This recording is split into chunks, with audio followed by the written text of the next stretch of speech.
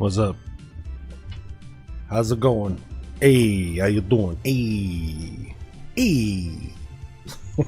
What's up? It's Saturday. It's the middle of the afternoon here in Texas. I was going to start at 2, but I was like, go ahead and start. Go ahead and do this. We'll jump in. Trichome 79. What's up? What up? Remember that commercial? Back when Bud was still a viable product? When Budweiser was something people bought without shame or judgment?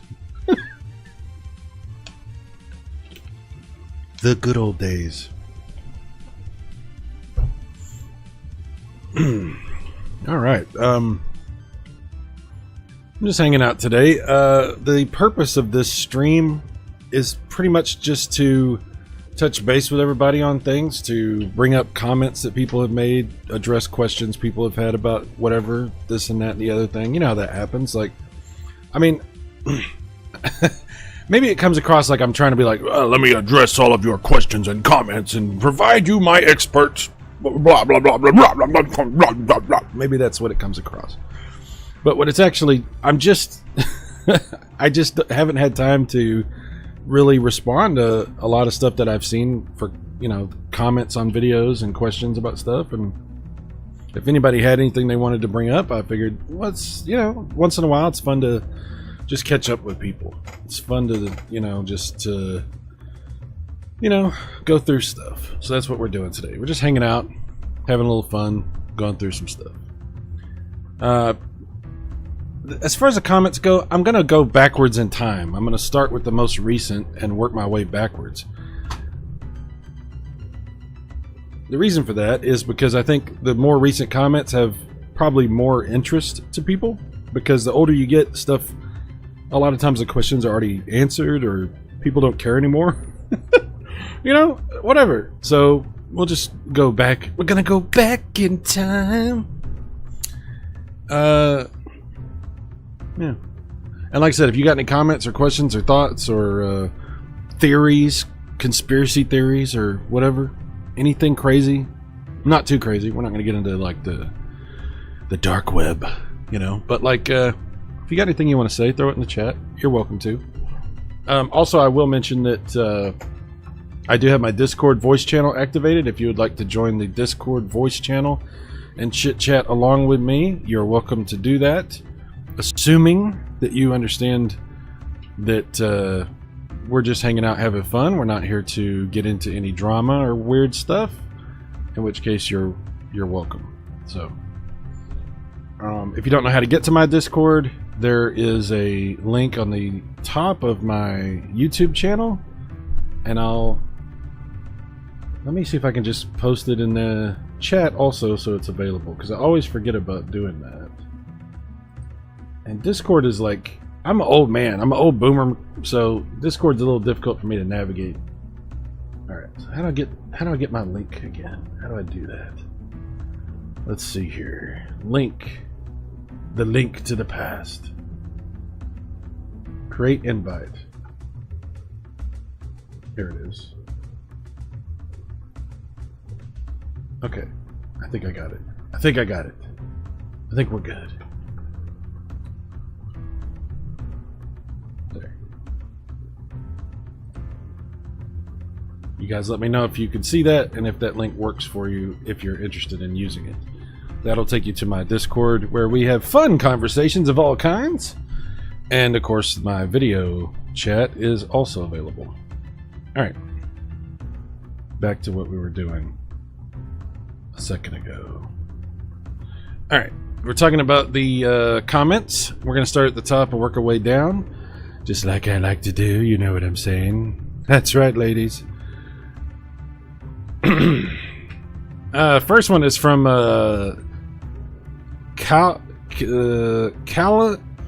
Calisette Water 2224. I don't know. Maybe I'm saying that wrong. Probably am. Silver Wings. Silver Wings is the wings above my wind. I'm so glad that you're here, Silver Wings. Thank you for making it. And of course, my good buddy Luke is here. Luke says I start down and work my way up. Well, we meet in the middle, don't we, Luke? We meet in the middle. Luke and I have compatible strategies. We'll just say that. It's good to have a partner in crime, you know what I'm saying? All right. Onward we go. All right, so Calcit Water 2224 is talking about this F1 Super Circus 2 Super Nintendo game that I really love. It's a pretty cool F1 racing game for Super Famicom.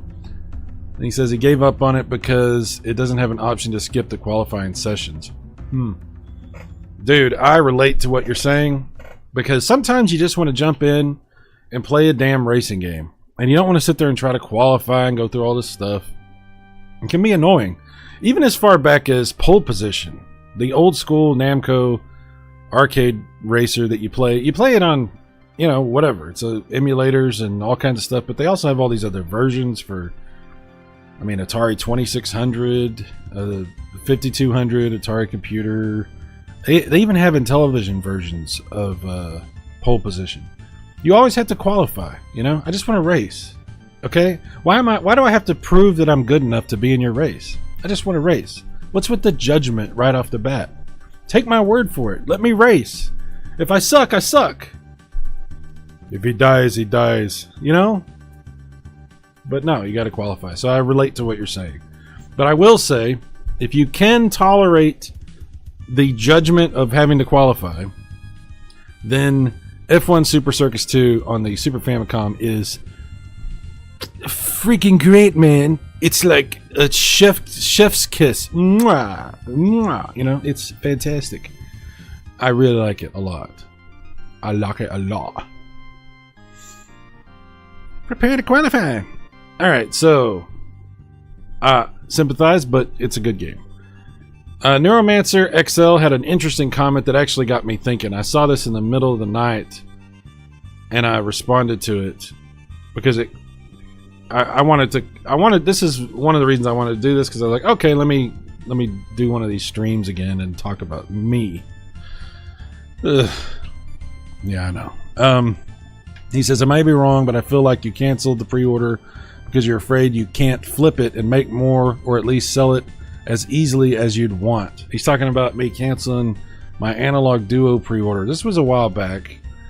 If you don't know what the Analog Duo is, I'm sure you guys do on the chat, but if anybody's watching this that doesn't know what it is, well, that's a good question. It is kind of still not really a thing. It exists in theory, but we're not exactly sure when this thing is shipping. I would assume that it would ship, oh man, when would it ship?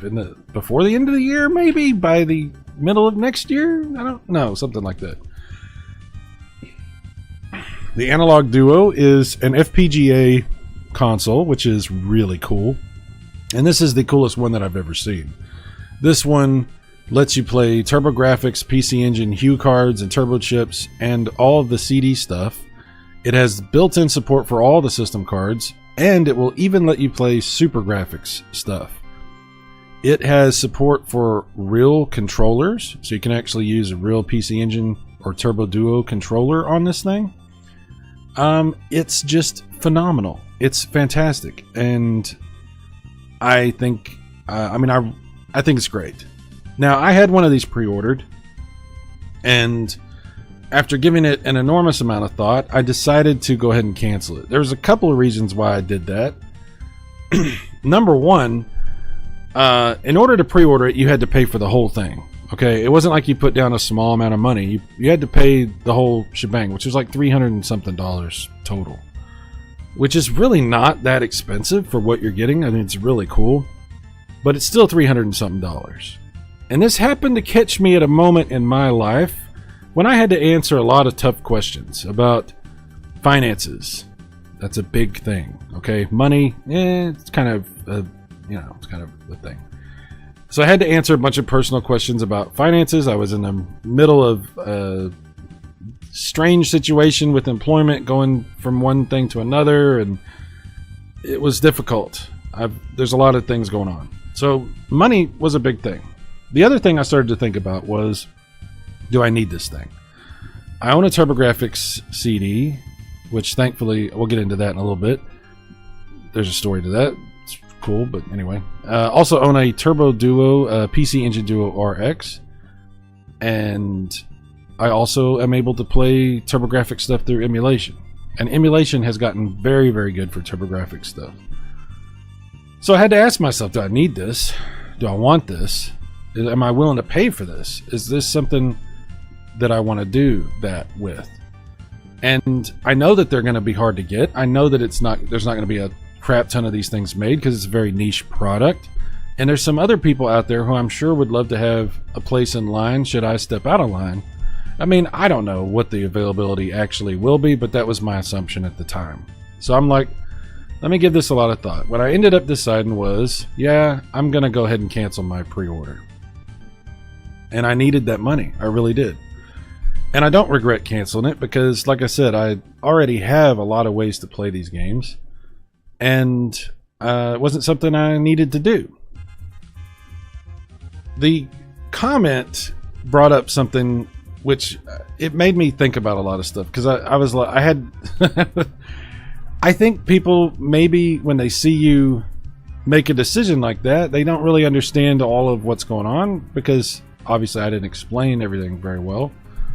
But there's always this assumption that, you know, maybe the reasons for my decision are not the best reasons or whatever. Maybe there's another ulterior motive behind what I'm trying to do or whatever. People don't know me, and they kind of make assessments based on what they see other people do and what goes on the internet and stuff like that. And to be fair, I've sold a lot of stuff. I've sold a lot of the things that I've owned over the years. But what I have not done is bought something with the intent to sell it. I've never done that. Like, even when I bought 2 of the TurboGrafx minis, I didn't sell the second one. I gave it to my brother. Okay? Like, I'm just not that. I'm not a reseller. I'm not somebody who does that. That's not my intent behind things. I don't begrudge people that see an opportunity and have the money to take advantage of a situation and try to make some money doing something. Scalping is a different situation, and I was reading the chat a second ago. Yeah, scalping is definitely annoying. Not that kind of scalping, Luke. But if somebody wants to, like, oh, I could afford to buy one of these even though I really don't want one because I think I might be able to sell it. If somebody sees an opportunity to do that, I mean, go for it. Do your thing, you know, whatever. I'm not judging anybody. It's a difference between doing that and you're like, oh, I'm going to buy up every one of these I can find, and then I'm going to hoard them and try to sell them for like some crazy amount of money. That's a big difference. That's a scalping mindset. Very different kind of thing. But I don't do any of that. Like, if the things that I've sold were not sold because I was like, oh yeah, I'm going to bank on this. In fact, most of the stuff, almost everything that I've sold for less than I could have gotten for it. I've sold for less than what the current market pricing was asking for it.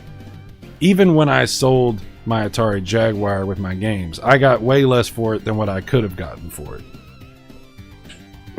You know, when I sold my PlayStation 5, I sold it for less than I paid for it. And this was in the middle of like the PlayStation 5 craze, you know, oh, I can't find a PS5. And I sold one to a friend of mine for less than I actually paid for everything. I've never been of that mind, but okay, you don't know me, that's cool, and you know, whatever. So I'm just addressing comments, like we said. Let me go back through some of these comments in the chat. Let's see. Black Metal Gamer says, do you plan on collecting retro PC style systems like ZX Spectrum or Commodore 64? It's a good question. I have an Atari 8-bit computer, the XEGS, which I really like. I could see myself definitely buying an Apple II GS, which I've talked about before. That's a computer that I didn't get enough time with when I had exposure to one at the time, and I really would like to have another Apple II GS. But ZX Spectrum, I don't have any like sort of exposure to. Like, the only The only things I've seen about ZX Spectrum have been on videos on the internet, and I don't think I need to do that. Commodore 64, I mean, maybe, but again, I'm really not that motivated to jump into the Commodore 64 thing. But an Apple IIgs could be in my future down the road. I could see that happening. Luke says, Si's always stepping out of line. Yes, this is what I do. I'm out of line. I'm over the line. I'm across the line. Walter is calling me out for stepping over the line. Yes.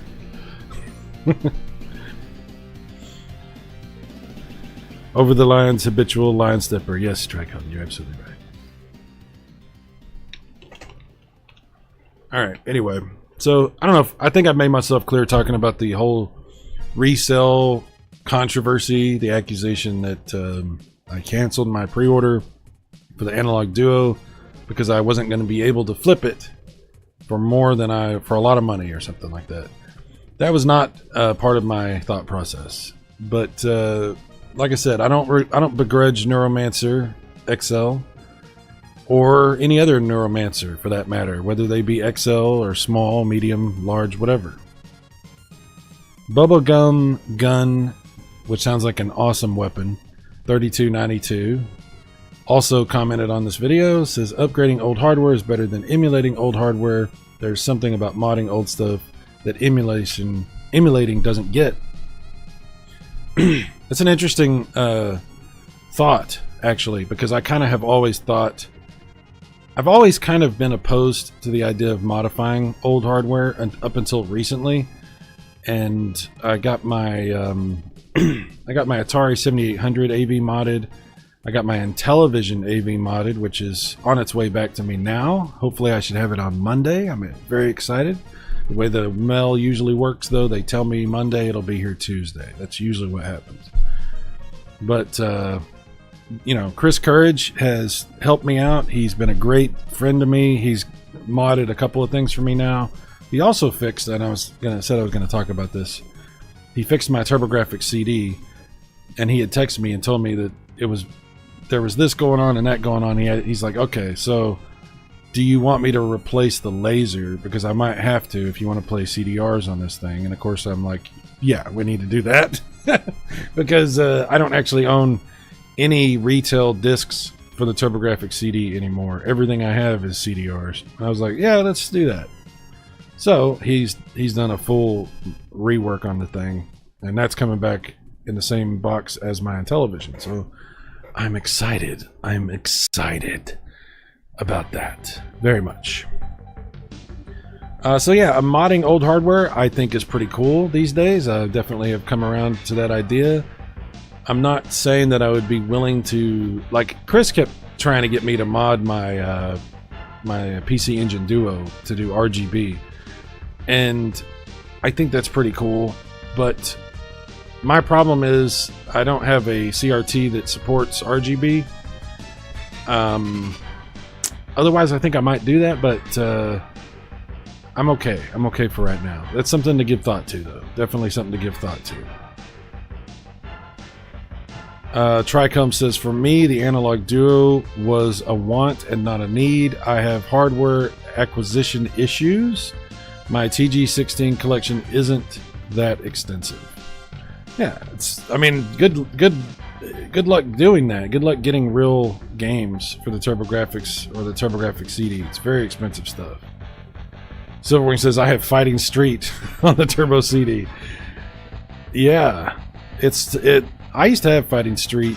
That was one of the games that I owned back in the day, and it's probably one of the only ones I could probably afford. I don't know what, I haven't even checked prices lately, but I know it's absurd. Like when I go to the retro game store that I like to go to, every time I see the TurboGrafx stuff, it gets worse and worse. It's absurd. It's nonsense. Like, who's gonna pay, you know, $400 for a game? You know, I mean, even the cheap turbo chip games are starting to get just stupid. Like, when you want like Victory Run and they want like $35-$40 for Victory Run, it's like, oh my god, it's like one of the cheapest ones. I paid $700 for a game, Silverwing says. Holy crap. Yeah, that's a lot. That's a lot. What did you pay $700 for? That's scary to me. Like, the idea of spending that kind of money on a game scares the crap out of me, because, I mean, if it's a CD, it could, like, you know, there's all the problems that could happen there. If it's a cartridge, it's not as dangerous, you know, of a situation, but still, it's like, good lord, if something happens to that. Oof. I respect that, Silverwings. That's too rich for my blood, as they say. Definitely. Got a comment here from PsyXX573. I'm assuming that's what that is. I don't know. It says, I'm in Japan and I couldn't find a Mark III anywhere, but I did find an FM device, so I'll buy that and get a Mark III on eBay, I guess. We're talking about the FM sound module for the Mark III, the Sega Master System in Japan. Really cool add-on. Really enhances the music. It's like a totally different kind of experience with the FM module. Happy Space Invader 508. This is kind of what I was going to say next, but I'll just read their comment. It says, for the game Shinobi, I have to play that with the original music, but freely admit that's pure nostalgia. I'm also a big fan of chiptunes on 8-bit and 16-bit systems, so the Master System sound chip doesn't offend me. And I would never have considered turning the sound down on any game to play my own music. That's just, I can't even find words. So, you know, I had a Master System, and I never had this FM stuff until much later when I discovered it on the emulators. So yeah, it sounds kind of weird to me. Like, some of it I really like. I'm not saying I don't like, but for certain games, especially like Phantasy Star, man, or Rostan. Rostan's another one. Like, I understand the FM music is better. It is better. But there's something about that original music. I guess, like you said, Happy Space Invader. It's nostalgia. It's what you're used to, what you know, you know. You know. So I think that probably has a lot to do with it. Silverwing says, Spider-Man Web of Fire for the 32X. I needed it to beat every 32X game. I just contacted Guinness Book of World Records a day ago. It takes about 3 months to get a response. Silverwings! Dude, yes. Man, $700. That's a hell of an investment. That's a hell of an investment for that record. But dude, if you can do that and get in there and everything, that's pretty badass. That's very difficult to do. It's a hell of an accomplishment. I don't know if you guys ever watch Silverwing's stuff, but you definitely should. Like, every time I go to his channel, he's doing something cool. He's playing a game that's fascinating and interesting, or at least you know, part of a group of games that's fascinating and interesting to try to beat. Definitely check out Silverwing's channel, watch his stuff, and you know, Silverwings will give you some great advice. For, like, I remember watching you play Alien vs Predator for the Jaguar, the Atari Jaguar, and I was like, oh, okay. He gave me some good pointers about some things, and you know, if I was playing through that game seriously at that time, which I really wasn't, but if I was, this is the guy that could have helped me get through it without a whole lot of trouble. So Silverwings knows his stuff. That's what I'm trying to say. Definitely check out his stuff. For sure, for sure.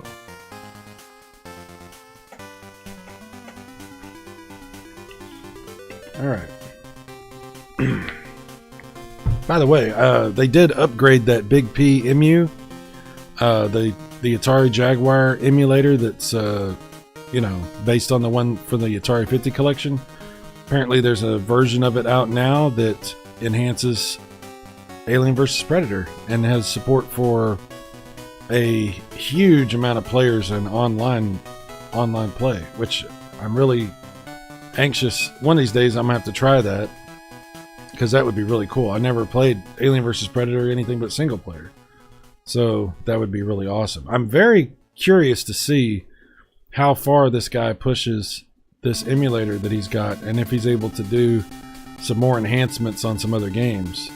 If he could fix Checkered Flag, that would be almost as big a deal as Silverwings getting into the Guinness Book of World Records. That would be pretty badass, but not quite as badass, but still pretty cool. All right.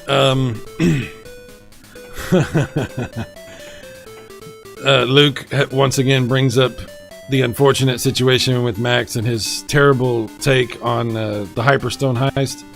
Our friend Max, I say our friend, my friend Max, he doesn't really like Hyperstone heist. He thinks it's the worst Ninja Turtle game. I find that opinion to be offensive. But we all have our opinions, okay? There's probably a lot of people that watch my channel and find my opinions to be offensive about various consoles or games or whatever. But yeah, we like to bust his balls a little bit about that. Yeah, Turtles in Time for the Super Nintendo has really great music. I still think I like the Genesis Hyperstone Heist music the best. I do. I know that's... I don't know why. I just do. But the Super Nintendo music is really good too. Charlie Cat, my old buddy Charlie, real big friend of the Neo Geo. He's been around this channel for quite a while. Anthony, excuse me. Charlie Cat says, let's see, what is this in response to? Glad you like it, Si. Hope to see it available. Hope to see it available someday, bro. I would love to see it be number 5 as the last. Oh, he's talking about the okay, so he had suggested, it's not right here, sorry. He had suggested my next magazine be about the Neo Geo. Because like I said, he's a big fan of Neo Geo. And I said, that sounds like a good idea. And so he said, glad you like it, Si. Hope to see it available someday, bro. I'd love to see it be number 5 as the last of the Super Mega Grafx 64 set from you. Also, Cyrus, I went on the link to purchase the physical magazines, and okay, that's cool. Thank you very much for that, Anthony. Very much appreciated. Right now, there is one more issue scheduled, the Nintendo issue. So that'll be 4 issues of the magazine total. The first one was about the launch of the 16-bit consoles. Second one was all about Sega. Third one was all about the TurboGrafx and PC Engine. And the fourth one will be about Nintendo stuff. Then NES, Super Nintendo, Nintendo 64, and so forth and so on. Plus the handheld stuff.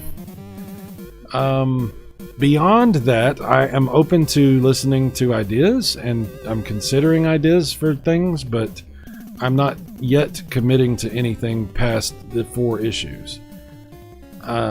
There's some possibilities for some things that I'm trying to figure out that might give me more options for what I can do. It just depends. I'm trying to figure that out. But I definitely appreciate your thoughts and feedback, and this is a great suggestion because you know I love the Neo Geo. Absolutely, I love the Neo Geo.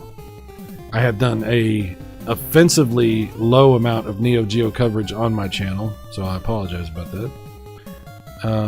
That was a console that I owned. The AES is another console I had to sell. I didn't have to sell, but I sold. Well, I probably did have to sell at the time because again, money's a factor. You know, it's been a rough couple of years, but Neo Geo is definitely something that I care a lot about. All right. Silverwing says, yeah, Charlie Cat runs Neo Geo thread at Atari Age. Well, that definitely makes sense. Charlie's the guy to do it because, like I said, he's been around my channel for several years now, and I know that he loves the Neo Geo for sure. Ty Lord Stevenson, good old Ty Lord, another guy that's been around for quite a while. He's just surprised about the 3rd issue. Yeah, I kind of, you know, I gotta say also, since we're talking about the magazine, the first comment was about that canceled pre-order. One of the reasons that the magazine, the 3rd issue, got delayed was because I was actually waiting to find out when they were going to ship the Analog Duo, because I still had my Duo pre-ordered. And when I canceled my pre-order, another factor in canceling it was that I really felt like, you know, I needed to move on. And yes, there was the money situation. There was really a lack of need for the thing from me. But also I kind of had like put things on hold because I was waiting on this thing, and I was like, look, I just need to move on. No disrespect to Analog or the console or the people that want it, but it was time for me to just kind of close that and move on to the, you know, get the magazine done and all that. So there was several factors in that whole situation. Robert Schmigleski says shipping within the US is cheaper now. If you're already content with what you have, you made the right decision. I think that I did make the right decision for me, but I could easily have made the opposite decision, and I definitely, like I said, understand why people want this thing, because it is badass. Absolutely, it's badass. JHNA 314 says, unfortunately, I never had a NegCon. Seems to be perfect for Wipeout, perfect analog control. So this is a response to an older video about Wipeout for the PlayStation versus the N64. So I never had one of those controllers either. I could have bought one several times. It's like this weird PlayStation controller that like twists in the middle, and that twisting action is what gives you the analog control. I thought it was weird. I've always thought it was weird, but it's interesting. An interesting controller. But I never bought that controller either. But I will say something funny I saw is I saw a video yesterday about a Dreamcast version of Wipeout. There's a port being done for Wipeout to the Dreamcast, and it's a pretty cool video. I don't have a link for it right now, but this guy that talked about it showed like a couple of different versions of it, like an early build and then a much newer version, which runs like, I mean, very, very good. Runs really good. I think they're working out the bugs on it. But Dreamcast version of Wipeout, something to look for in the future if you're a Wipeout fan. And I definitely am a Wipeout fan. Hammerhead MS, thank you for that. Appreciate that. He's talking about the magazine some more. And Mark Lawler is talking about that Big P Emu, the Atari Jaguar emulator. Jaguar is only Jaguar emulator that we were talking about a second ago. Says there's a forum thread over at Atari.io discussing the potential for a 2600 plus style Big P Emu Jaguar based system with a cart and mini SD, which will allow a developer-friendly way to release Jaguar CD games in terms of anti-piracy. Huh. Boxed digital copies of games could then be sold alongside carts. Really, reality aside, if a Jaguar Plus system for $200 existed, would you buy one? I did not see this comment. I don't know why I missed this comment before. That's a very interesting question, and something I really was not aware of. Let me read this one more time. It says there's a forum thread over at Atari.io discussing the potential for a 2600 plus style Big P Emu Jaguar based system with a cart and mini SD, which will allow a developer-friendly way to release Jaguar CD games in terms of anti-piracy. Boxed digital copies of games could then be sold alongside carts. Reality aside, if a Jaguar Plus system for $200 exists, would you buy one? Wow. So that's very interesting. That's very tempting. I don't know. I can tell you this. I had a Jaguar. I thought it was great, but very expensive, and I don't regret selling mine because the Big P Emu is so damn good. It will play Jaguar stuff as good as my real hardware did. I'm very impressed with it. Like I said, it actually could do stuff better than my real hardware could. But this is an interesting proposition, because when you're thinking about this emulator idea. The idea is like, do I need the real hardware if the emulator can do the same thing but better? But now you're introducing a different dynamic, which is let's say there's this new console that's maybe FPGA based or whatever, but like at least very good emulation. Okay, basically Big PMU in a box, but it could play some stuff that you're not going to be able to play on the emulator because of this copy protection thing that you're talking about. Like, they're going to release new games that are Jaguar CD games that'll only work on a real Jaguar CD. Maybe that's an interesting question. Would these games work on a real Jaguar CD and this thing, or just this thing? I don't know how I'm trying to figure that out. Like, if you put anti-piracy measures in place for this box for a Jaguar CD game, is that going to prevent people from playing it on the real Jaguar CD? I don't know. Maybe I just don't understand the question completely. But it's an interesting concept.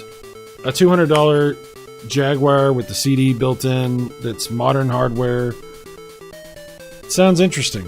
It does sound interesting. I think I would probably end up sticking with the emulator, the Big PMU, unless there was some real reason to own this console version. Because I'm not really a collector. I've tried to explain this before. I'm not really a collector. The things I buy because I want to play. I don't buy them. There's a little bit of like, I want to own this stuff and keep it together and look at it and it looks nice and I like that. There's a little bit of that, sure, but I'm not the kind of guy. Like the other day, I bought a cartridge of Intellavania. I bought an actual cartridge of Intellavania, even though I already had a ROM for it that I had bought. I bought the real cartridge because I want to play it on my actual modded Intellivision when I get it back. So I took it out of the box as soon as I got it. I took the instructions, the overlays, the cartridge out.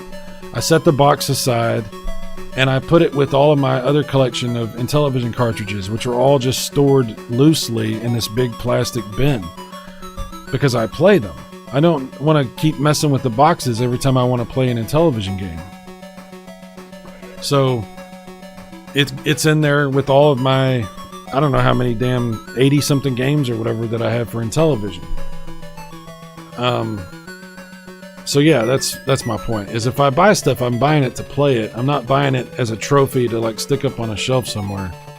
You know, the box for the Intellavania cartridge, sure, that's going to sit up on the shelf because what am I going to do with the box?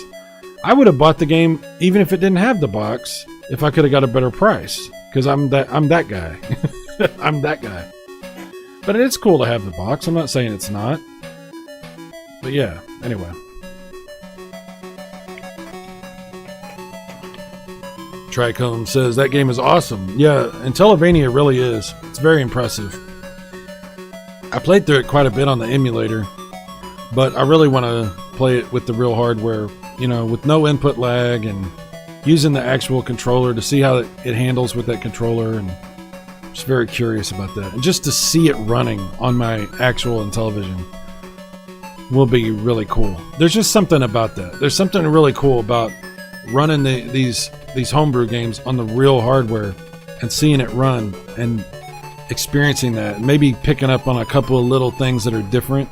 Like, that does happen sometimes. You'll play a homebrew game and you'll play it on original hardware, and there'll be some slight little difference between how it looks versus how it looked on an emulator, and you'll be like, interesting. It's just fascinating stuff to me.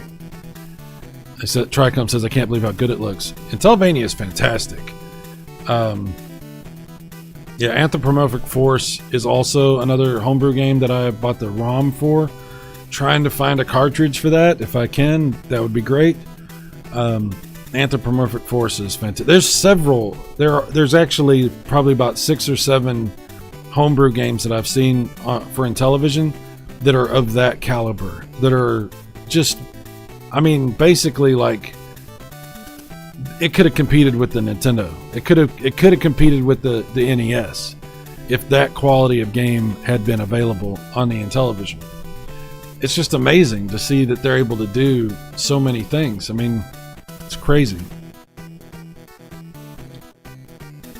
Okay, let me move on to the next video. This one's talking about Game Boy and Game Boy Color. So, yeah, if I'm remembering this video, it's about this EverDrive that I got from my Game Boy and how it runs on all this different hardware. So I tested it on the on my original Game Boy Pocket, and on my Game Boy Advance SP, and then on the Super Game Boy, the Japanese version. And maybe I tested it on more than that, but that's all I can remember. Because I did it at the time. I still had my GameCube with my Game Boy player, which is another thing I sold. So I keep selling stuff. I had money problems. You know. Anyway, the question is, okay, there's one thing that I wish you would have shown. You show it loading the custom borders and colors that the Super Game Boy Enhanced games have, but does it load up the Super NES mode ROM for Space Invaders as well? Space Invaders is the only DMG game that has a dedicated Super NES mode that actually loads up a Super Nintendo ROM into memory. That's a good question. You know, I don't know that. That's something I'll have to test. I can't really test it at the moment, but I will address that. I will at least put a comment or something. Maybe I'll do another video about the Super Game Boy. I don't know, but I'll look into that. Uh-oh, Moogle is throwing up. Awesome. Moogle, you okay? Here it comes. Yep. Yep, good times. Yay. Okay, well, I'll have to clean that up in a minute. Awesome. The joys of pet ownership. Alright. Hey, there's Max, my buddy, my pal, the hater of Hyperstone Heist. He says, I'm taking a nap with Momo. Download Disney Speedstorm. The Aladdin Cave of Wonders track is amazing. It's now free to play. I have to do that. I will definitely do that, Max. Hopefully I like it more than you hate Hyperstone. Try to come I feel your pain, side. Mogo, you okay? You okay? You okay? Yeah, he's okay. He's just throwing up again. Throws up all the damn time. Oh, he's always had this problem for many, many years. He's got a weak stomach or something. Jon Snow, almost never.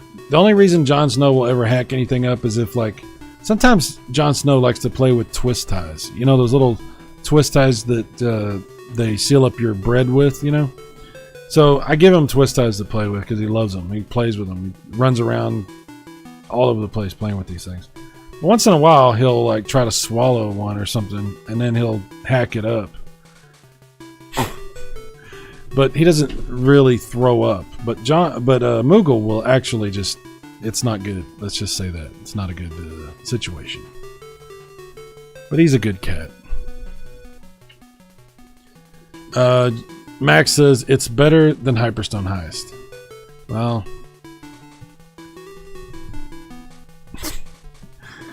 I don't know how to take that, Max. I don't know what to think of that statement. I'm not sure what to... How do I judge what you just said? You okay, Moogle? Meow? Meow.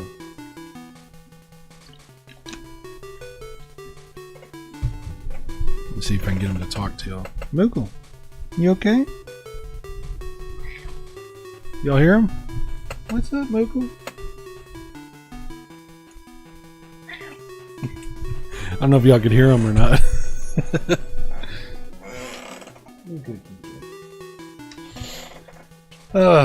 Anyway.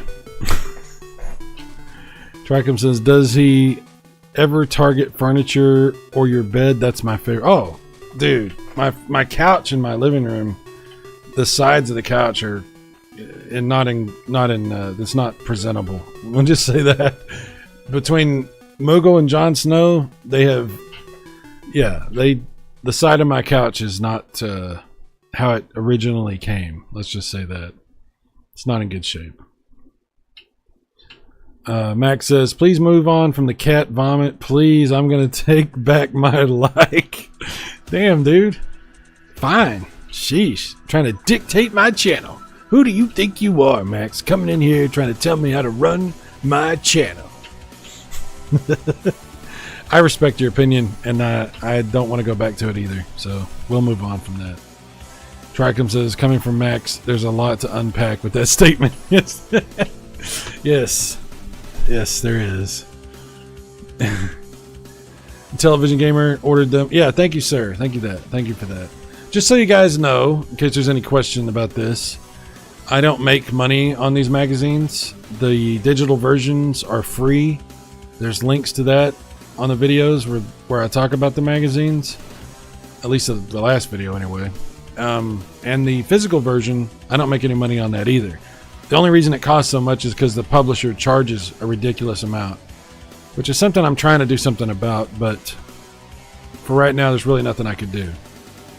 I don't think I'll be able to do anything about it as long as I'm using them as a publisher.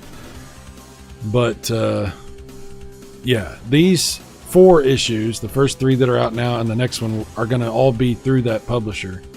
And then we'll see what happens after that. So, yeah, when I talk about the magazine, this is not a money-making scheme of some kind or some, like, I'm not trying to grift you into, like, whatever. This is just a little hobby that I have, and I enjoy making these magazines, so I don't make any money on them. But anyway, just saying. Charlie, once again, talking about stuff. Yep. That's where he was talking about the Neo Geo thing. Okay. Inceptional says, all very cool. I was talking about the magazine as well. Curious what program to use to create and format these magazines. Yeah, I'm an old man who likes old stuff, and I'm very comfortable with my older software. So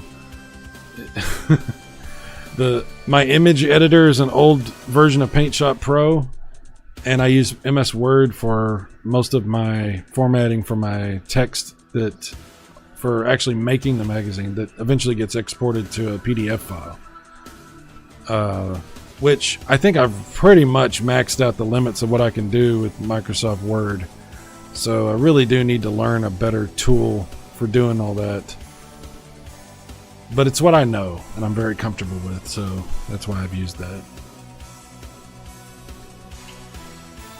Thank you, sir. Appreciate your thoughts about the magazine, Luke. Thank you. Eating paste as well. Still can't believe Final Fantasy II was so early for the Super Nintendo. My favorite pre-rented ads are in the 3rd issue. Still full page working designs. Oh yeah, I really love the working designs games that were released for the TurboGrafx, and I have played the absolute crap out of Bastille and Cosmic Fantasy 2. There's several other ones, you know, that are phenomenal as well. Absolutely.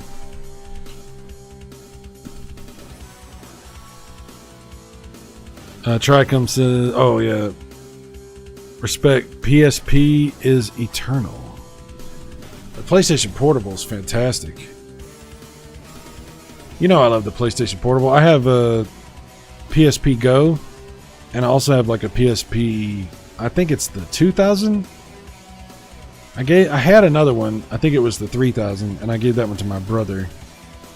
My 2000, the screen is kind of jacked up, but my PSP Go is still really great. I just wish I had more memory in it. But anyway, this is a video for Half-Life that I showed using the mouse and keyboard. Half-Life for the Dreamcast. I saw, you know, the Dreamcast is an interesting system. I know that a lot of people just emulate the Dreamcast these days, but I still have the regular old school Dreamcast, and if I play that console, I just would rather play the actual console. It's pretty awesome. And with the mouse and keyboard, it's pretty amazing. Because you can use that for several games for the Dreamcast. Half-Life was a unreleased Dreamcast game that was, I think, released later by some people that, I don't know if they finished it or hacked it or what they did exactly, but it's pretty cool. And then there was Quake 3, which I do have that. I actually have the retail disc for Quake 3 Arena. And then there was Unreal Tournament, and there might have been something else too. I can't remember. But the mouse and keyboard for Dreamcast is pretty damn cool. Tricom79 says, it was an unfortunate choice of abbreviations. I meant Paint Shop Pro. Oh, I'm sorry. I was like, PSP. What's he talking about, the PlayStation Portable? No, Paint Shop Pro. So it's funny because you get used to something and then you don't really... like, I tried to go up from Paint Shop Pro 7. I tried to use 8 and 9, even 10.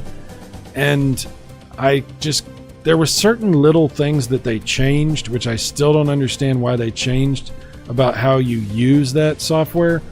And I couldn't get used to it because I kept trying to use my like shortcuts and things, and it was different and it would always mess me up. So I was like, look, I just want to use the one I know. I can blow through stuff super fast using that.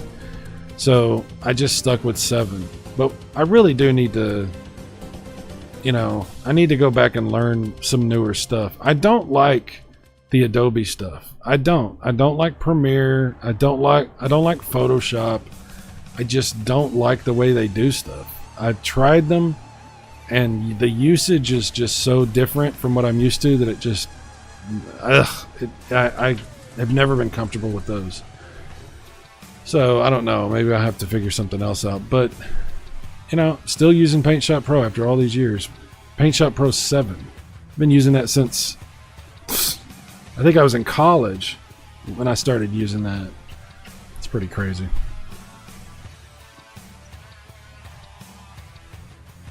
Okay.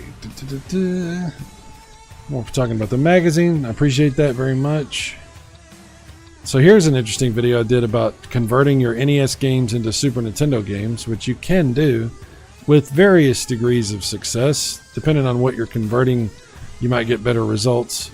But it does work. I tried it. There's software where you can convert some NES games into Super Nintendo games. This software that you can do this with has been continuously updated. And every time they update it, the compatibility gets better. Because you got to remember that the NES hardware had to be supplemented with extra processing chips, the MMC chips, that were incorporated into pretty much, most of the NES games that that were more advanced, that came out, in the years later on into the lifespan, all of them used some sort of MMC chip, these mappers, these extra chips. And converting games that are from the NES into Super Nintendo can be problematic because of these different chips and how they're utilized and this sort of thing. I think that's part of it. There's probably more to it than that too. It's just a kind of a bitch to do this. But there's been a lot of work on this software. So if you're interested, you can look that up on the channel, and maybe it's even better now than what it was. I don't know. But it is possible to do something like that.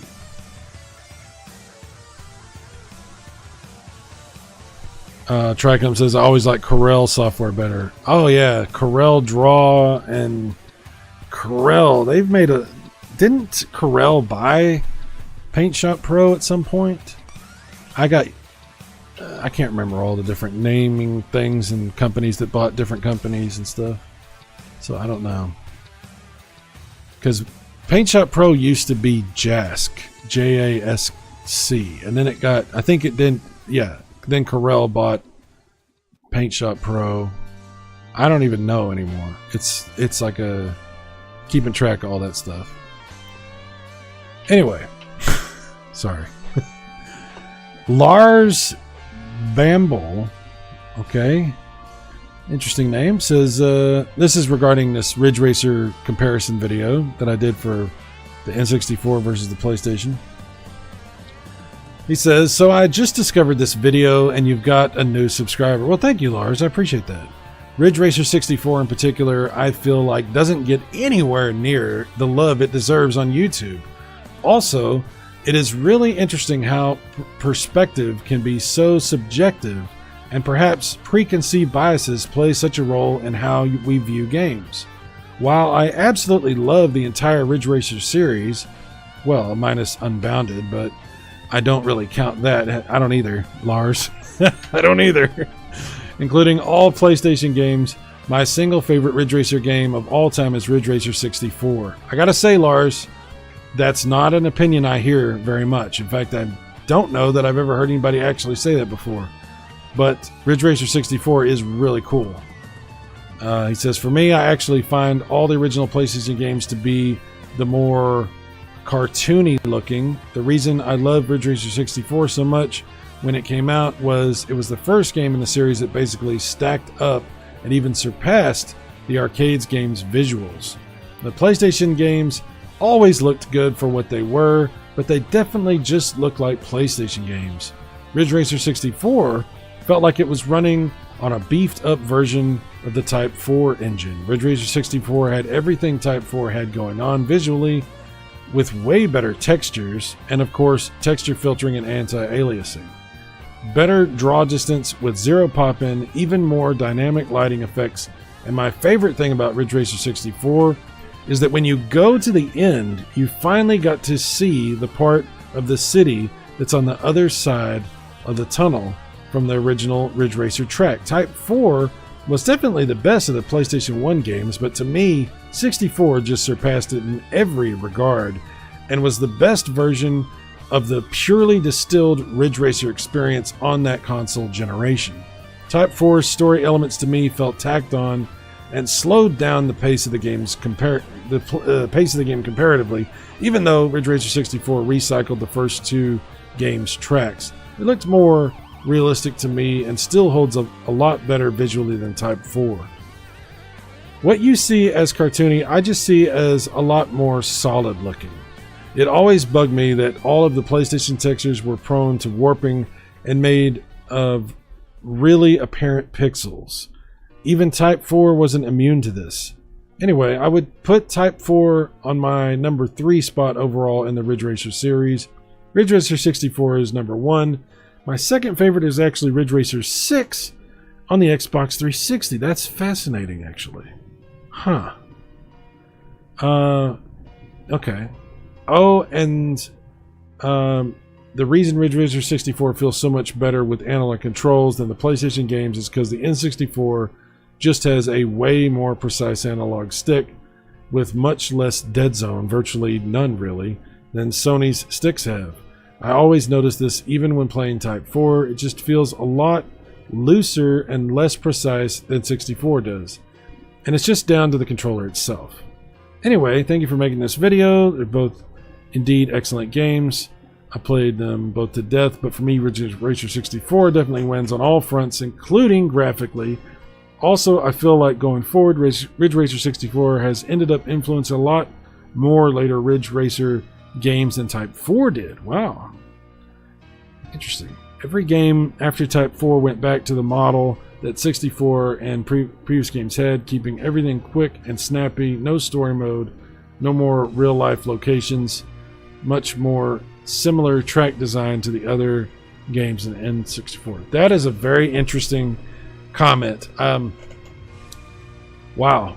So I apologize for not responding to that comment. That's maybe I just saw it was long and I just didn't get around to going back through it. But I got to say, Lars, very good comment. You give me a lot to think about. You want me to go? Actually, you're making me want to go back and play Ridge Racer 64 again, because so it's an interesting comparison, isn't it? I'm not sure what I really went into with my video because it's been a while since I did that video, but I've had a lot of experience playing Ridge Racer games on the PlayStation and quite a bit playing Ridge Racer games on, you know, the PlayStation Portable and you said Ridge Racer 6 for the Xbox 360 was your number 2. I find that very fascinating. I don't know if you've ever played Ridge Racer 7 on the PlayStation 3. 7 is basically the same game as 6, but with some enhancement, some extra stuff. If you've never played it on PlayStation 3 and your experience with that game is the 360 version, which is 6, then I understand exactly where you're coming from, because that game is freaking badass. And I definitely want to play more of it. I haven't given it as much attention as I need to. But you're definitely making me think about this Nintendo 64 thing. Maybe I need to really spend some more time playing Ridge Racer 64. I can remember renting it back in the day and really enjoying it, and then I've played it a little bit on my hardware using my my EverDrive, but not enough. And I love hearing this kind of stuff. I love hearing somebody who feels passionate about a game and has a lot of reasons for that and can explain that in a way that makes me sort of like think about it and consider, like, man, do I need to go back and put some more time into this game? So Lars, thank you very, very much for your comment. That's really good. I appreciate that very much. I'm definitely going to have to break out the N64, hook it up to the CRT, and give that game some more love. Absolutely, because I love Ridge Racer games. Definitely. Master System Marceau. That's a guy I have seen around the internet quite a bit, and he's not been around the channel a whole lot. I don't know him very well at all, but I am aware of Master System Marceau, and I definitely appreciate you being here and leaving a comment. And he's talking about this video I did about the HD Mode 7 for the F-Zero for Super Nintendo. And he was also trying to remind me that F-Zero 99 was out. I actually did download that and played it a little bit. I gotta definitely play it more. It's better than I thought it was going to be. It's actually really good. F-Zero 99 is pretty damn good on Switch. I like the changes that they made. It feels, I mean, it's a excuse me, I'm still thinking about Ridge Racer. It's an F-Zero game. It's the original F-Zero game, but they did some really nice changes for that version of it. And it looks great. And it plays great. So, it's pretty cool. I appreciate you coming and talking about that, Marceau. Steve P. What's up, Steve P? Another guy who's been around for quite a while. HD difference only noticeable at a distance. Yeah, it's more noticeable when you play it on an emulator. When you're watching it on YouTube, it doesn't look as obvious. You know, YouTube does that. It really messes with the detail of things to where you can't really appreciate things the same way. But it does make a pretty substantial difference in person. Yes, Luke, all of the F-Zero, my friend. All of it. Yeah. There's different ways I could do that eating paste, like as far as like getting a different look or a different effect on that for that HD Mode 7, and I thought that way of doing it actually looked the best. So I agree with you. Thank you. Down Phoenix. You can always count on Sai to show us the 30-year-old game to commemorate the new one as it is meant to be. Thank you, Down Phoenix. Thank you, sir. Down Phoenix is also talking about the Cybertron games. I was playing the War for Cybertron on PC. I love both of those games. The War for Cybertron and the Fall of Cybertron. I think they're the best Transformers games, and I don't think it's close. I think they're by far the best Transformers games. Devastation, I'd liked the look of it, but the game itself, I didn't enjoy it as much. I thought it was cool. It just didn't catch me as much as the Cybertron games did. But, again, I don't know. I haven't played that game forever. Atari 5200, this is talking about Defender. And Omega Supreme, we're talking about Transformers. How about that? Omega Supreme 1970 says, I love my 5200. I have 3 Model 1s, 1 MIB a Model 2 MIB controllers are an easy fix. Great graphics. Berserk is awesome. It's one of my favorite systems. I have 24 games working on the complete collection, which were 69. I think that's right. I think it is 69 games. I don't have a complete collection. I do own quite a few 5200 games, but I don't have a complete collection. There's a few that I have thought about buying really hard, but they're kind of a little bit more expensive, so I just haven't gotten around to. But 5200, yeah, I got mine S-Video modded. I highly recommend that. It's fantastic. The picture quality is so good, and not having to mess with that power thing and all that, it's pretty damn cool. So when he says 69, giggity giggity, all right.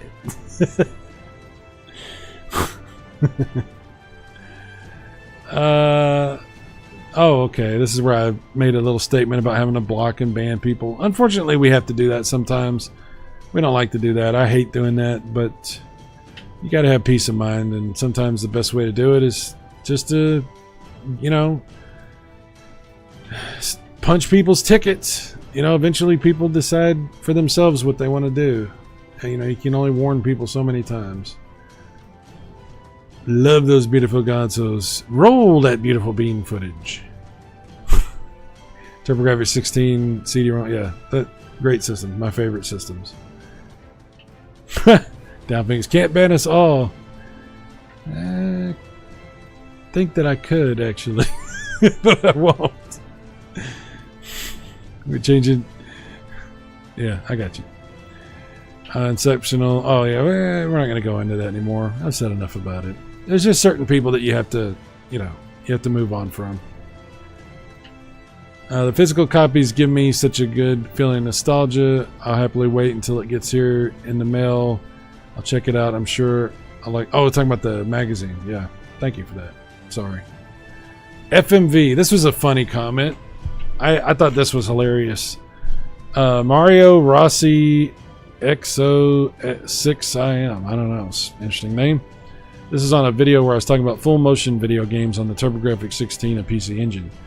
That means that games that featured full motion video, like Sherlock Holmes 1 and 2, It Came from the Desert. There's several games on the TurboGrafx 16 that feature full motion video. Some of them have tons of full motion video. Some of them only have a little bit, but that's what this video was about. So his response was, FMV full motion video? FMV my ass. This don't FMV. The PC Engine CD-ROM was unable to create the full motion video because it did not have the sufficient and necessary hardware technical characteristics to be able to do it, unlike the Sega Mega CD, which managed to do it due to its superior hardware technical characteristics. I don't even know. I don't even know. I'm like, is this a real comment? Like the way it reads is like, it's like I'm being trolled by somebody. Like, because I'm like, there's no way somebody would actually say this like in a serious way.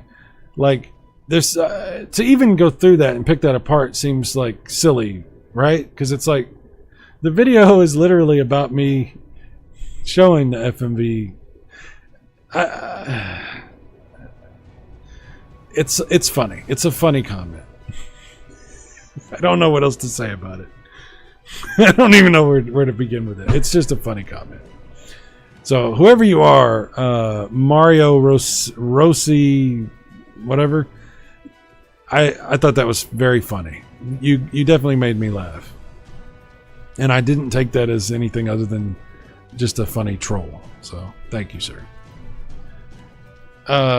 Daniel Daly, who's in the chat, says, yo, I got the physical copy of the new issue. Fantastic stuff as always.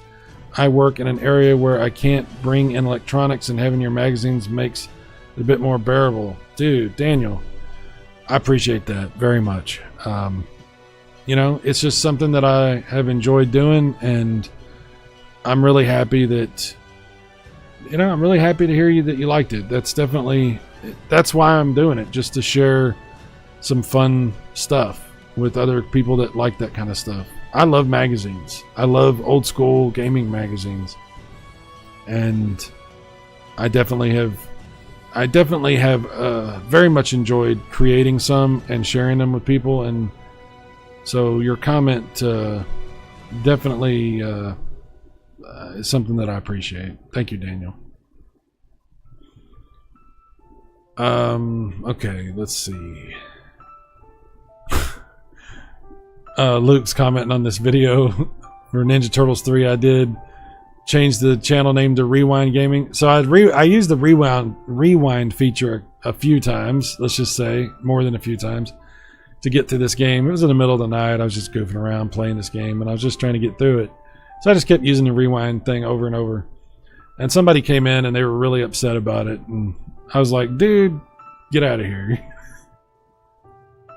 It's pretty funny. Yes, Shenmue music. Dude, yes. I love the Shenmue.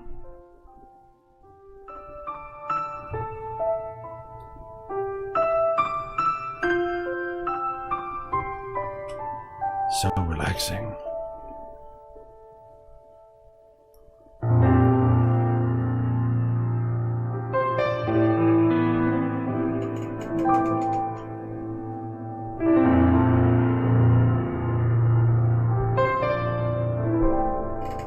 "2:49 p.m. here in Dallas, Texas, and you're listening to the soundtrack to Shenmue for the Sega Dreamcast, as interpreted through piano."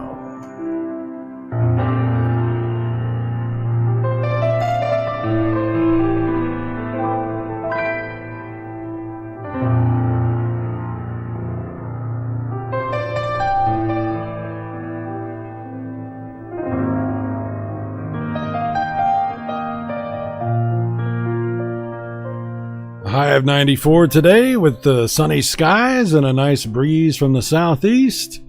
Anyway.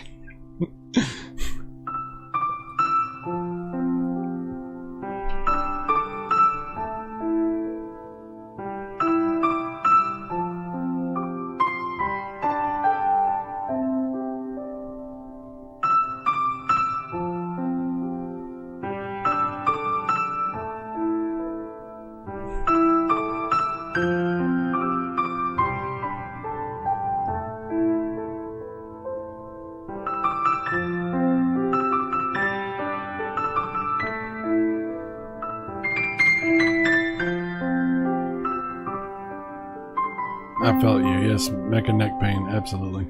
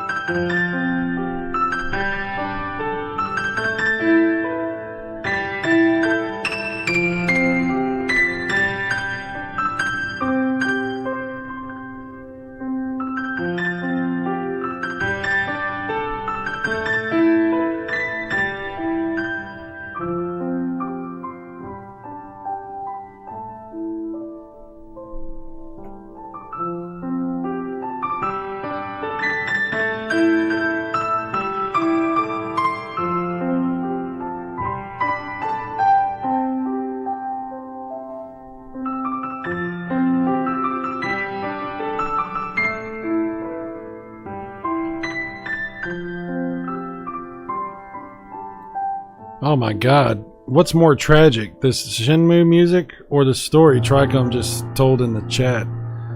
Tricom79. I rented a Japanese Sega CD when they might not have been out in the US yet. They didn't include the power adapter, but I had to play it, so I tried my NES brick. The guy at the store was so bummed out. Dude. Dude, that poor Sega CD. Oh my gosh. Yeah.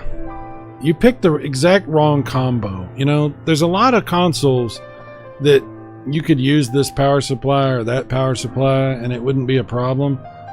You picked the one combo that you can't do. Damn.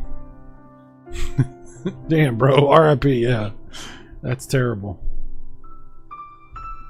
Let's pour one out for that Sega CD, y'all.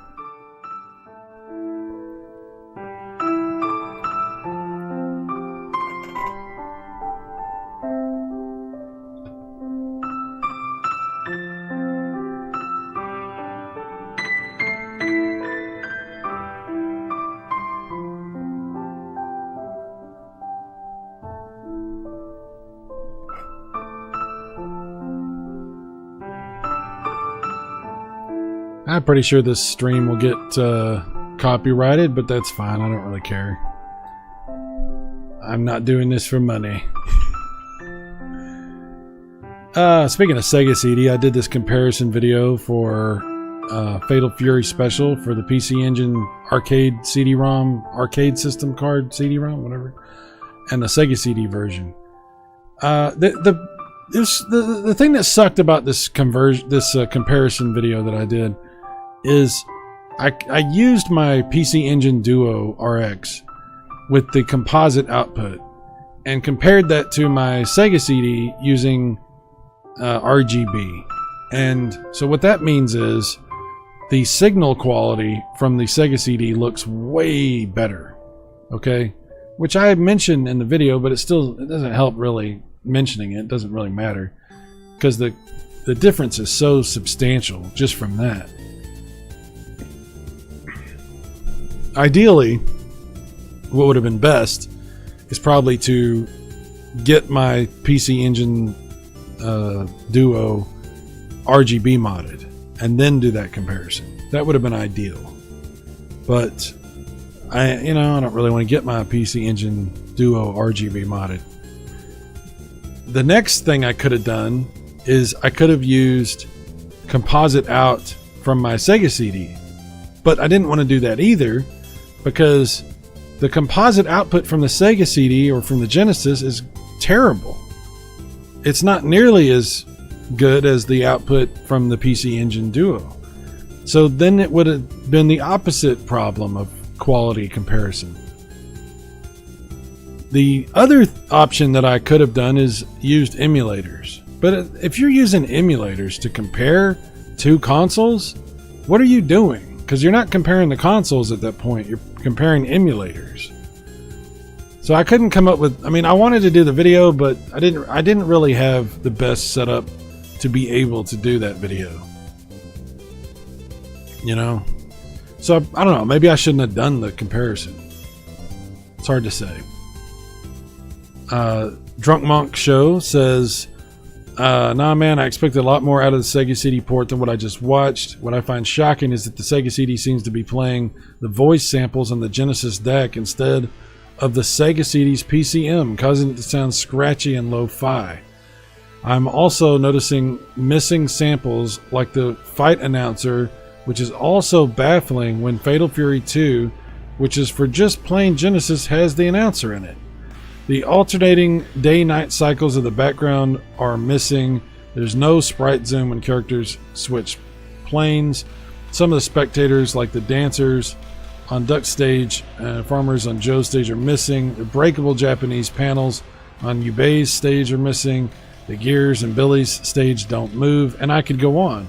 The only positive I can say is that the Sega CD runs at 320 by 240, which is roughly the same resolution as the Neo Geo's 320 by 224, while the PC Engine is at 256 by 240, with less detailed sprites and backgrounds, which weren't drawn, making them look zoomed in or at the wrong depth perspective. Don't get me wrong, it's a decent port on the Sega CD, but Funcom could have done a lot more given the CD storage, given extra memory and sprite zooming capabilities. Yeah, it was an interesting comparison. I just think I could have done it better. But yeah, you make some good points. Absolutely. Drunk Monk. Absolutely. Daniel says, I think in that specific situation, emulators would have been the best choice. Maybe not 100% accurate, but definitely shows a better representation versus different video signals. I don't know. I think that no matter what I did, it would have been the wrong thing. Daniel, the more I've thought about it, I'm like, I probably shouldn't have even tried to do that comparison, because I just don't think I had, you're right. I think as far as fidelity is concerned, the using two emulators probably does make sense. But then, like I said, what are you comparing? You're comparing to emulators. You're not comparing the hardware. And if that's the point, then would it have been even misrepresenting it to say that I was comparing the PC Engine versus the Sega CD? You know, I don't know. There's no way to win that scenario. I really felt like, in hindsight, I probably shouldn't have even tried, because I just wasn't happy with the results. And when people started commenting and giving me some feedback on it, I was like, man, I don't think I should have done this, because I just didn't feel great about it. But I think you're right. I think if I was gonna do it, that's probably the most accurate way, even though you're not using the hardware, which, I don't know. Damned if you do, damned if you don't. You're right. Absolutely, Daniel. You're right. Drunk Monk also comments about this video I did about virtual racing. I first played this when I was 11 or 12 years old, when it came out on the actual system. And I, of course, rented it, because there's no way my parents were dropping 90 to 100 bucks on a single game. Yeah, it was ridiculous. It was like, really? Why did they even do that? It's Sega, you know, whatever. Well, you can ask that question till the cows come home. At the time, it blew me away, and on a real CRT, all the dithering you see here is completely smoothed out, making it seem like there were more colors going on than there actually were. That's a good point, you know. And when I was talking about earlier about the Genesis composite video being terrible, you know, it is terrible. But on a CRT, it looks fine. It looks great, actually, on a CRT. And because it is terrible, it actually kind of helps blend everything. So he's got a great point. On a CRT, Genesis looked fine with composite video, you know, absolutely. In fact, very few of my friends ever saw a Genesis using even composite video. Most of us only played the Genesis with the RF cable screwed into the back of the TV. That's it. We never even played it with composite. Like I did later, you know, when I started to figure out like how to get better video out of stuff and better quality out of things, I played Genesis with composite, but almost none of my friends ever did. So it was a different time. And on a CRT, as long as you have a good cable and you don't get a lot of interference, because back in the day that was the problem with the RF stuff, was everything interfered with that damn signal.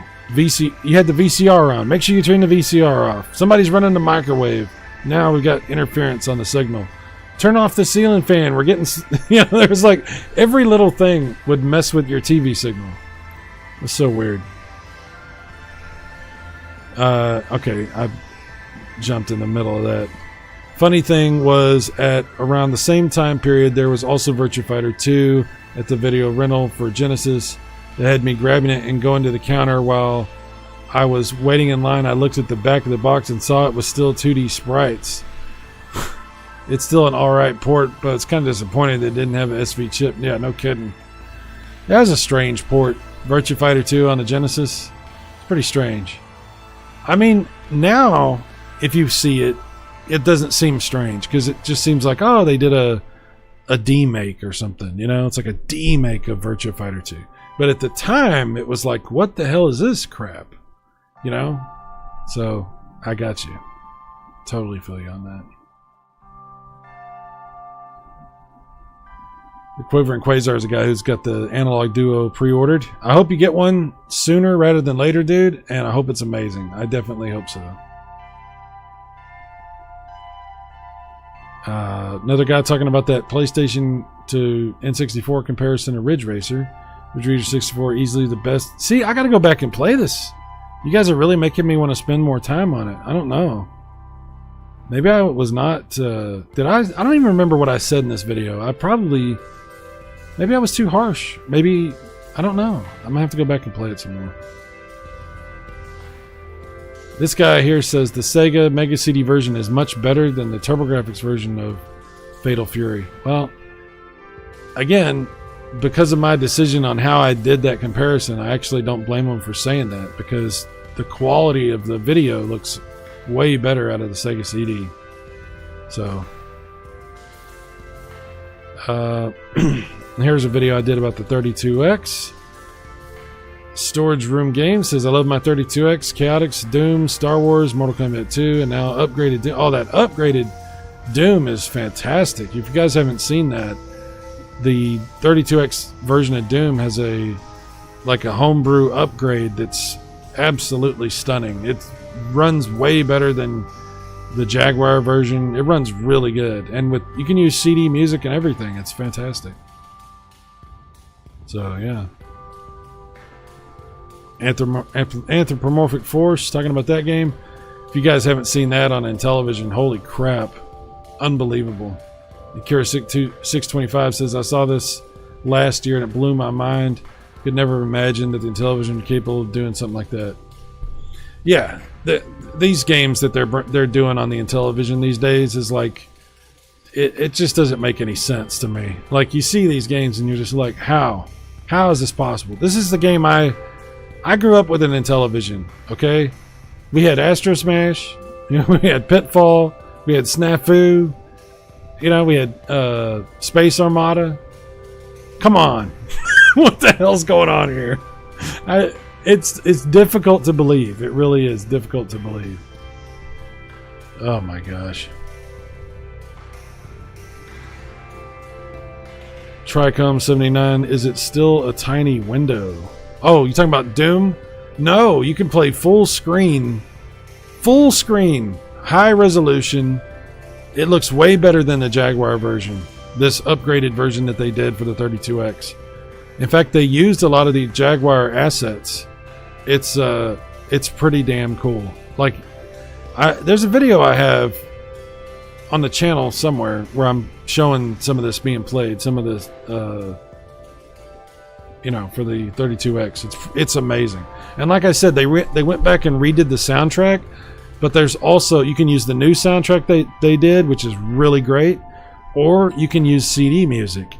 And I like to play it with the soundtrack for the 3DO version of Doom, because you put that soundtrack on the 32X Doom and it is like butter. It's like butter. It's like melted butter with cinnamon.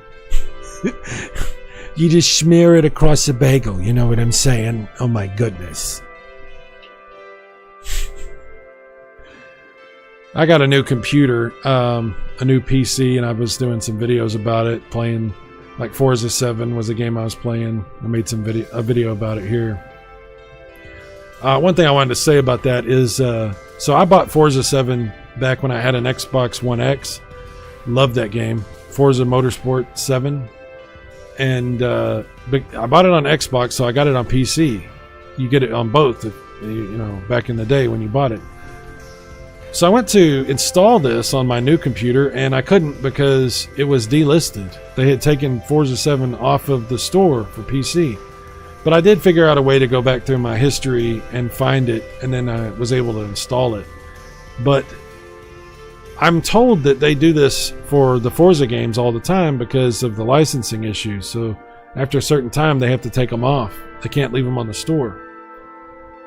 I don't know if that's true. I'm assuming that is.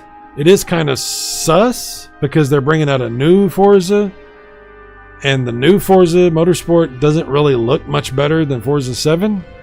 I am finding myself very unmotivated to care about the new Motorsport because it doesn't look...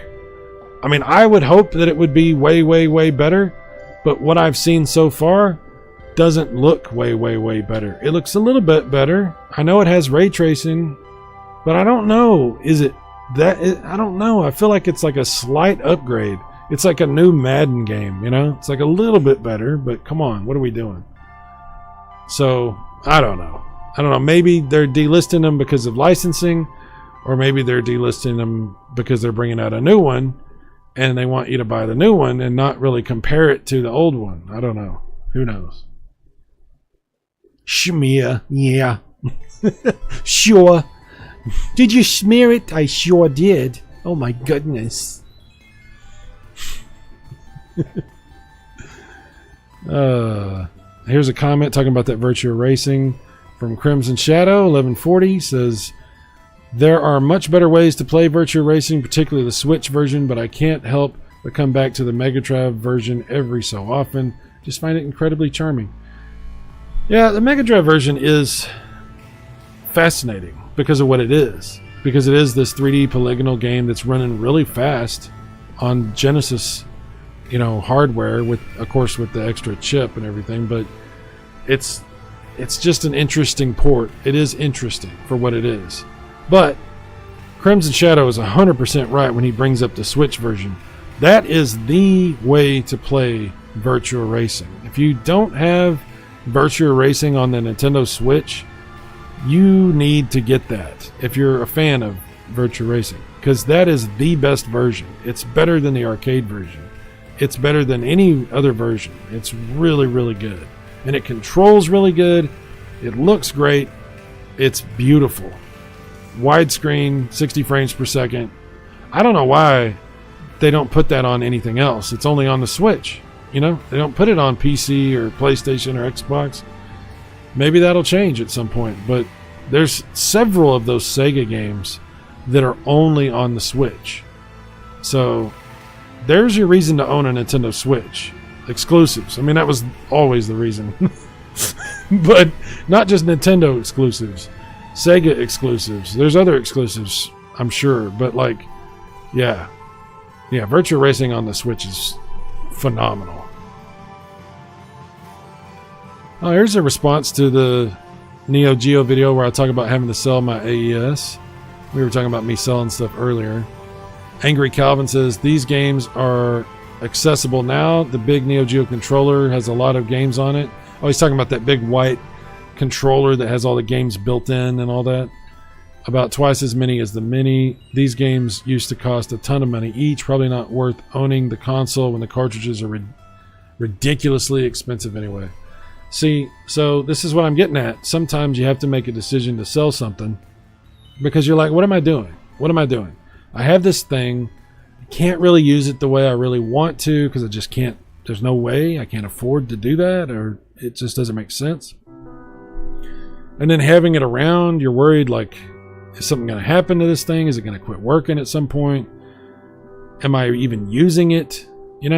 What I ended up doing was I sold my Neo Geo with all my games and all my stuff, and then I used a portion of that money, not even all of that money, just a portion of that money, and I bought I don't even know, a crap ton of Neo Geo games on my PlayStation, because I have this big arcade stick for my PlayStation. It's a PS4 stick, but it works fine on the PS5 and everything. And I was like, I'll use that stick if I really want to use a stick, which actually I don't really use it that much, but I have that option. I love that stick. It's a way better stick than the actual Neo Geo sticks, so I'll use that stick, and then I'll just buy these games on PlayStation and I'll have them. Now, I also have a lot of them just as ROMs that I have on my computer, but I bought most of them because I really wanted to own a real copy of a lot of this stuff. But owning certain things physically is just, it can be way too expensive. There can be a lot of problems. So, sometimes we have to sell things. And I know that Charlie, who, like I said, hangs around quite a bit, we talked a little bit.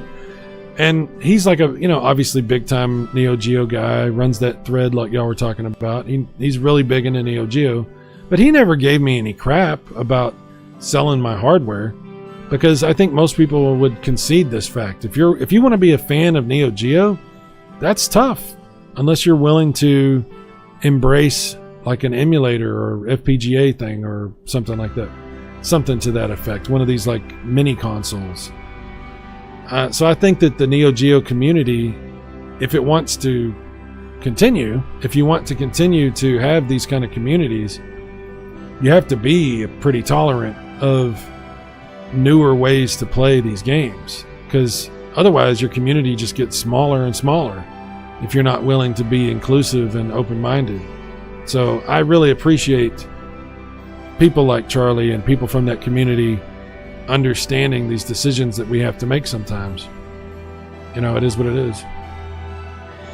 Tricom, a metric crap ton, yes. Yes. Okay, and this is a video about the ED Plus 64, which is the EverDrive. It's not a real EverDrive, but it's the flash cartridge that I have for my N64. And my unfortunate experience with that Retro Fighters controller, which controller worked fine, except memory cards would not work on it. So that sucked. Other than that, it was a pretty good controller. He says, great video for sure. I'm also using ED64 Plus and was wondering if you could share the Dinosaur Planet ROM. Oh, we're not supposed to do that. We're not supposed to do that. We're not supposed to do that. I certainly have never shared a ROM with anyone that I have known online. That has never been something that I have done, ever.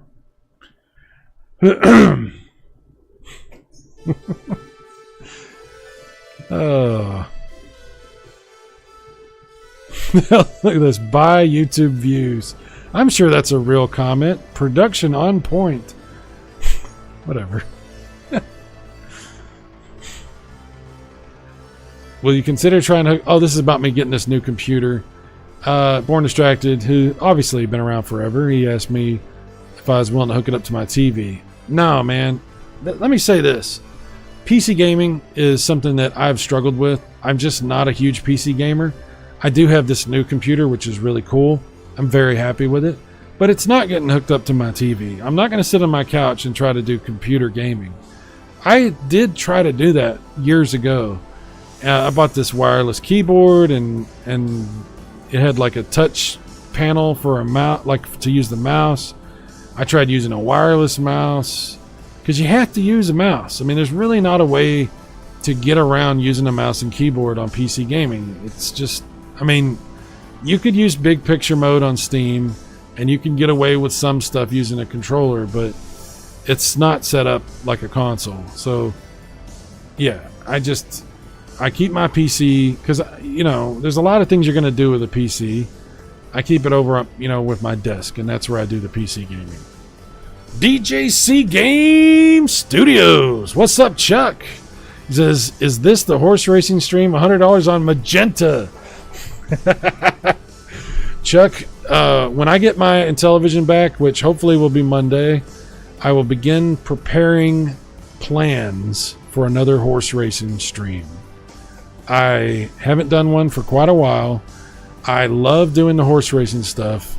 It is a blast. I have such fun doing it, and to be able to do it with my real Intellivision, which is being AV modded. Well, it's been AV modded. It's being shipped back to me right now.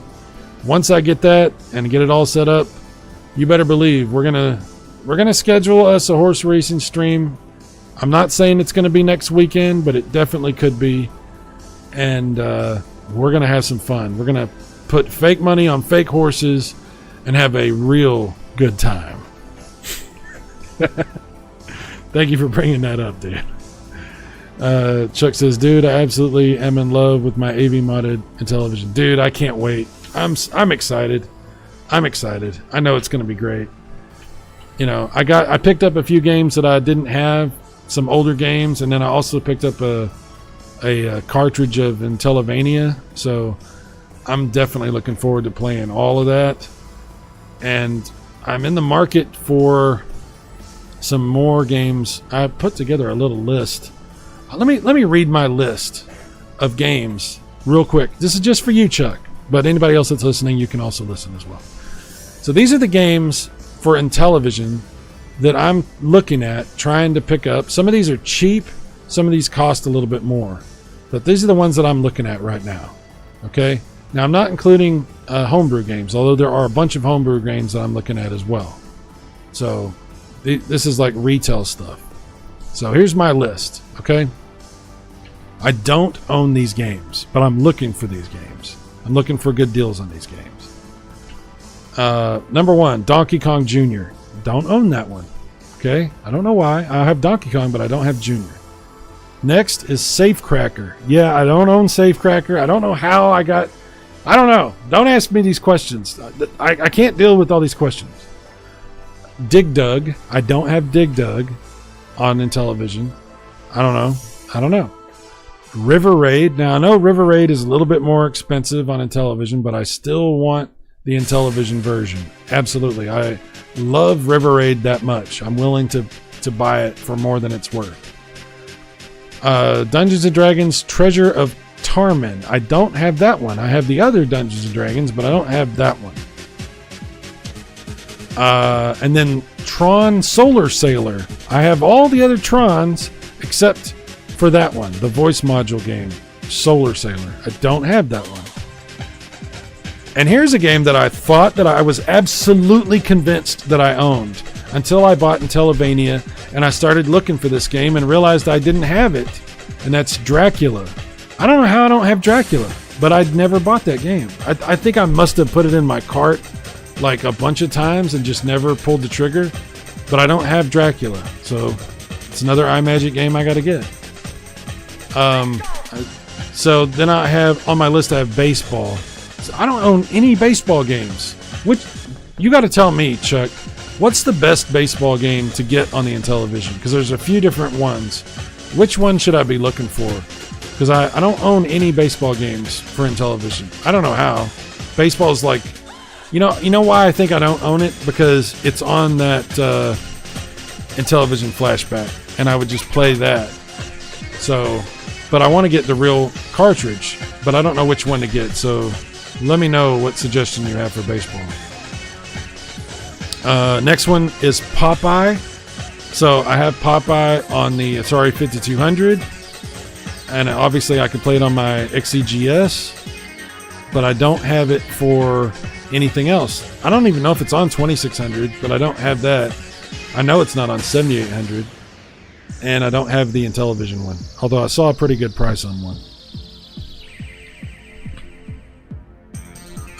Okay, so Dig Dug is epic. This is Chuck talking. DJC. You got Dracula last year. It's pretty darn good. Okay, I got to get Dracula. World Championship Baseball is the one where you slide. Okay, the sand color one. Thank you for that. World Championship Baseball. That's the one I need to get. Okay, so after Popeye on my list is Thunder Castle. I don't have Thunder Castle.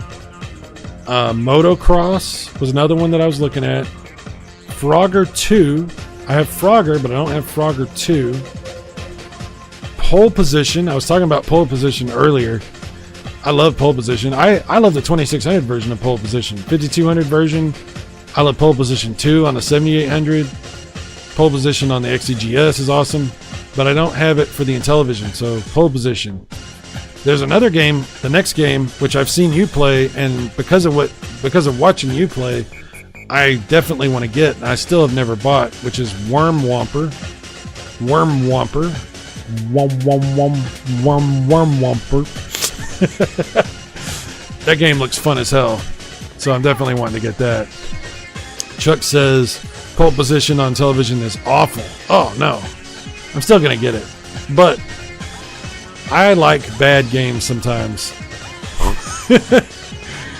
Is it worse than the Jaguar? What was that game called? Oh my god, my brain is crapping on me. Flag? What the hell is the name of that game called? Anyway, you know which game I'm talking about. The Atari Jaguar racing game that's terrible. God, I can't believe I can't remember the name of it right now. Stupid brain. This is what happens when you get old, people. Checkered Flag. Thank you, Silverwings. Once again, Silverwings comes through. Thank you, sir. Yeah, is Pole Position on the Intellivision worse than Checkered Flag for the Jaguar? That's the question. That's the question for the day, folks. DJC says, I'll play some on a stream soon. Maybe I'll do all the bad games on one stream. Oh, well, don't spoil me, DJC. Don't spoil me. Okay, after Worm Womper on the list is Swords and Serpents. I don't have that. I definitely want that. Oh, I put River Raid on here twice. Okay, I'll take that off. I don't know why I did that. Pinball. Do I not own pinball? I don't think I own pinball. I need to get pinball. I know that one's not that great, but I still want to get that. And then the last two is Turbo and Hover Force. For some reason, I don't own Hover Force. DJC, I have no excuse for that. I don't own Hover Force. I don't know. I don't know what to tell you. I feel like I should be marched through the streets of Westeros with no clothes, with the woman banging the bell, saying "Shame, shame." Anyway, Hover Force. Chuck says, Hover Force is a nice game, frustrating at times, but still impressive. Ah, damn it, Chuck, don't shame me. Don't shame me, bro. Don't shame me, bro. So those are the games I'm looking for. I'm not saying that's going to complete the collection. Like, I don't know. I haven't really added up to see that I have, you know, the whatever. But those are the games I'm looking for right now.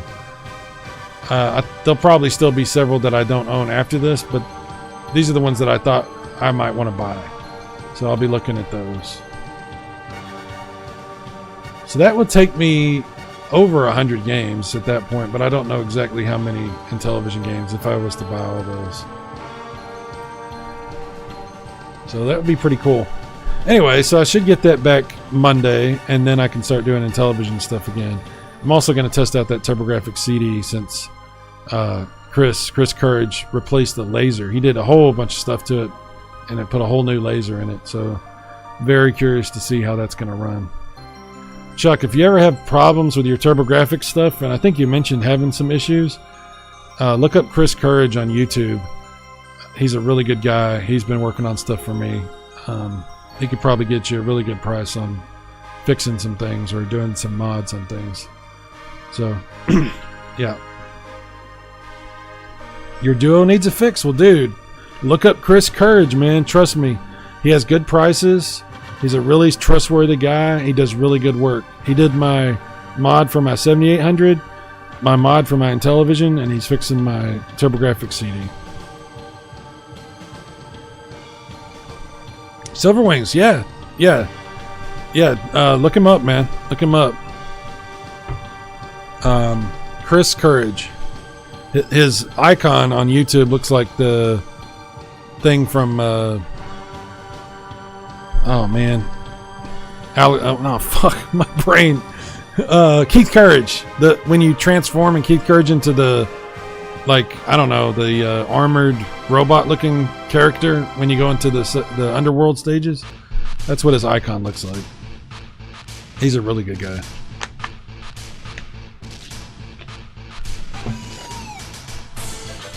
The rainbow robot, yes. He changes into the rainbow robot, and then he's like swinging the giant sword around going, stop, oh my goodness. You know what? I love that game. Keith Courage, I know a lot of people don't like that game. It's kind of whatever, but I really like that game. I think it's fun. I like that it's so different between the different types of stages, and I just, you know, I'm a sucker for TurboGrafx. What can I say? Chuck, did you see my magazine, my 3rd issue about the TurboGrafx? If you didn't, there's a free digital version you can get. Just look for my video where I talk about it. You can get the digital version free. If you want the physical one, you can get that too, but I know you're a fan of TurboGrafx like me.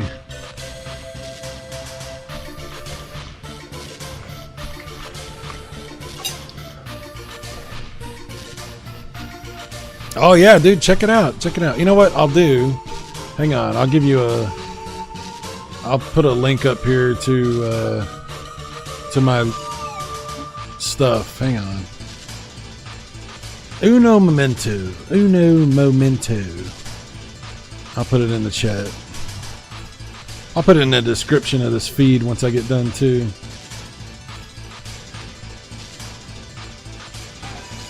One second, I just gotta go grab this.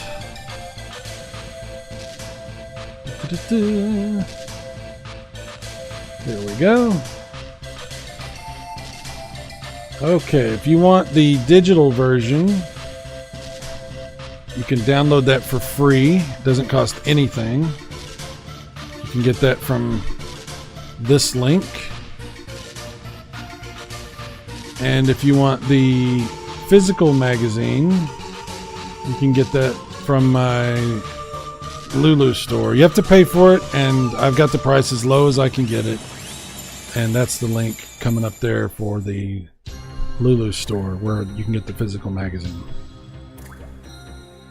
So, anyway,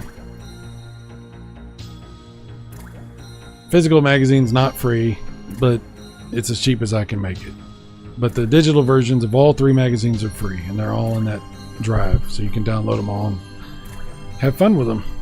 I mean, not that kind of fun, Chuck. You know what I mean. Anyway.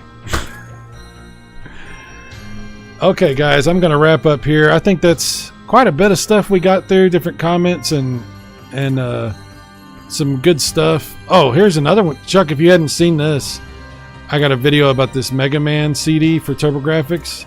You got to check that out, dude. That's badass. Just look in my videos for that Mega Man CD. It's really cool. You'll like that. I have some really good TurboGrafx stuff on my channel. Yeah, it's enough of that, Chuck. It's enough. All right, guys, I'm going to wrap up here. Thank you so much for hanging out with me. More stuff coming soon for Intellivision, TurboGrafx. Next issue of the magazine will be about Nintendo stuff, NES, Super Nintendo, and so forth, N64. I may do a, you know what, because of this stream, I might have to do a special thing about Ridge Racer for the N64 in that Nintendo magazine. I might have to do that.